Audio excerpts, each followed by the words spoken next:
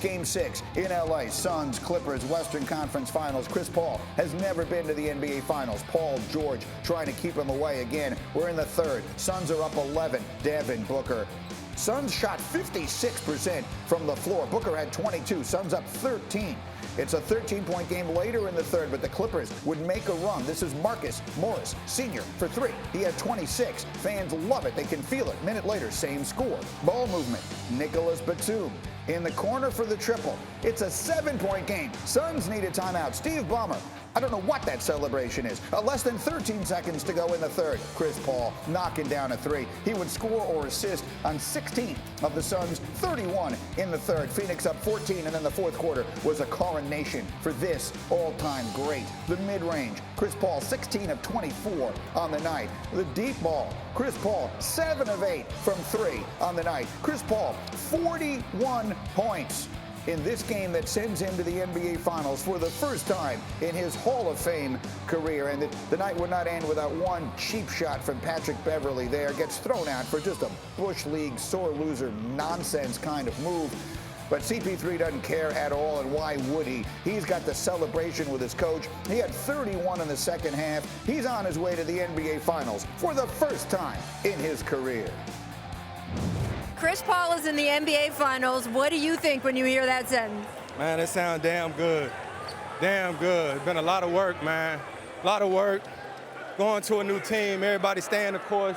That team fight hard, but damn, this feel good. Chris Paul is stamped regardless. Anything else from here is extra. It's extra. I know he wants it bad. I know he's happy about this for his first time, but I know what he's on the pursuit of, and we have that same understanding. We don't talk about it much, but we know where we're trying to get to. And so Chris Paul, 41 points in a series-clinching win.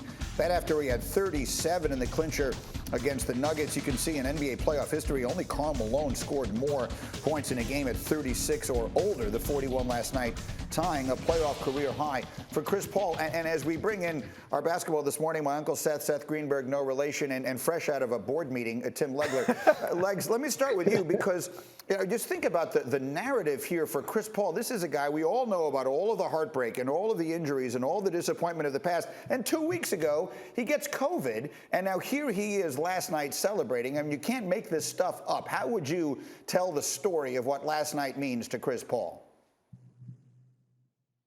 Well, I think that this is a guy that has had an amazing career, and think about to be this deep into your career and now have the most meaningful moments play out in front of you over the last two seasons, really, because I think what he did in Oklahoma City was incredible, and now he's going to be viewed differently. I think this is now, you take that second half of the sentence away, which was always, hey, he's a great player, but unavailable at key times in the postseason with injuries.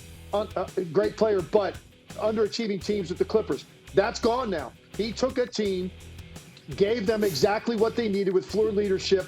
He brought out the best in Devin Booker and DeAndre Ayton, in particular, those two guys. This is one of the ultimate leaders this league has ever seen.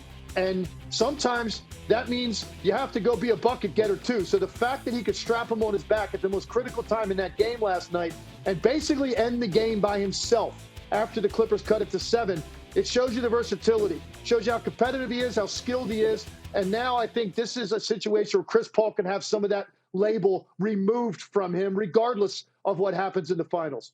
You made the point earlier, Seth, and I'd love you to sort of expound on this, that not only is he an all-time great, but in some ways he's sort of the last of a dying breed with the way he plays the game from the point guard position. What exactly does that mean? Well, you look at the point guards in the NBA right now, they're not point guards, they're ball guards. They're scoring point guards. They think score first and they can distribute the basketball, whether it's Curry or Lillard or Irving. Or, you look at the league, that's the dynamic of the league right now. Chris Paul, he is a pure point guard that does have the ability to make plays for others. He's in a different era, but you know what? The most important thing he does is he leads, he brings people together.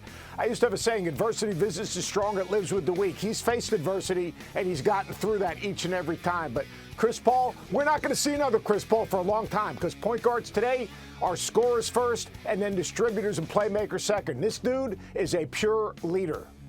We'll find out as this week continues, Tim, who will they wind up playing in the finals, because he still needs 4 more wins to put this thing where he wants it to be. In your mind, Are the Suns the favorite? They'll either get Milwaukee or Atlanta. Will you like the Suns regardless of who they play? Yeah, I will. I'm going to favor them no matter who they play, and that includes Giannis Antetokounmpo coming back for Milwaukee. I think the Phoenix Suns are the most consistent team. They've got the best role definition. They've got a complete team because they've got great guard play. They've got a dominant big right now, and then they've got guys that accept their roles, that will defend hard even if they go long times between shots. And then when they get the number called, they're ready to knock down threes. So they've got a team that absolutely trusts each other, buys in, and they've got great chemistry.